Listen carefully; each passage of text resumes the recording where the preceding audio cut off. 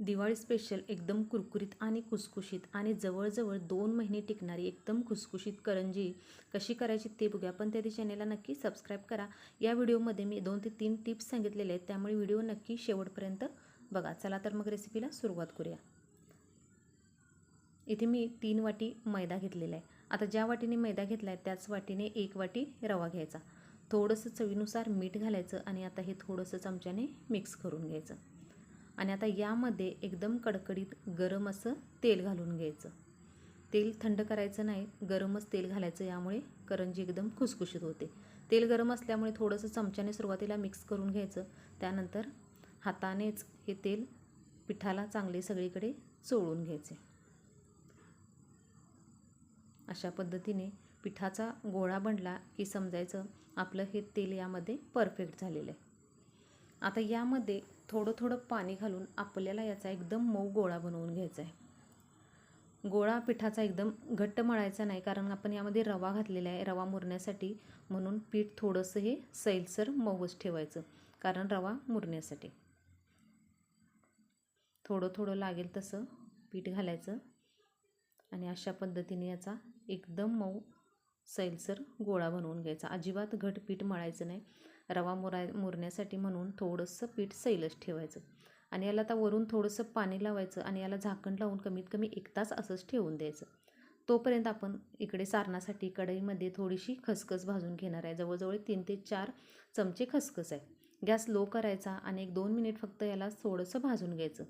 ते भाजून काढल्यानंतर यामध्येच आता किसलेलं खोबरं देखील भाजून घ्यायचं. यामुळे आपली करंजी लवकर खराब पण होत नाही आणि याचा कुमट असा वास येत नाही, म्हणून खोबरं देखील चांगले 2 मिनिट लो गॅसवर याला थोडासा ब्राऊन कलर येईपर्यंत भाजून घ्यायचं.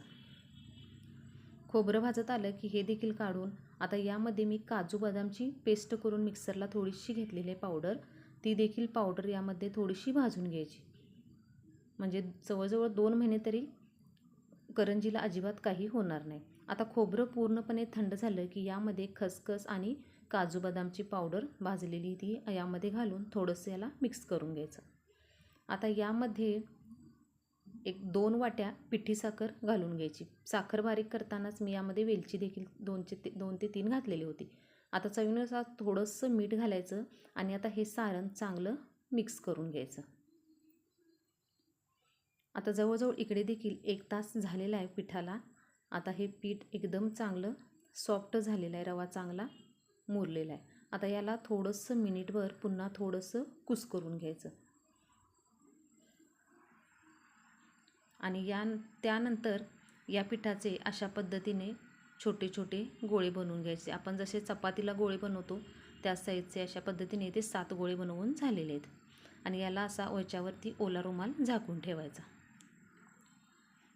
तोपर्यंत आपण एका बाऊलमध्ये 4 ते 5 चमचे तूप घालून घ्यायचे आणि त्यामध्ये 2 ते 3 चमचे मैदा घालायचा. आता हे थोडंसं मिक्स करून घ्यायचं. चांगले 1-2 मिनिट या तुपामध्ये हा मैदा चांगला एकजीव करून घ्यायचा, चांगलं फेटून घ्यायचं. अशा पद्धतीने याची कन्सिस्टन्सी ठेवायची.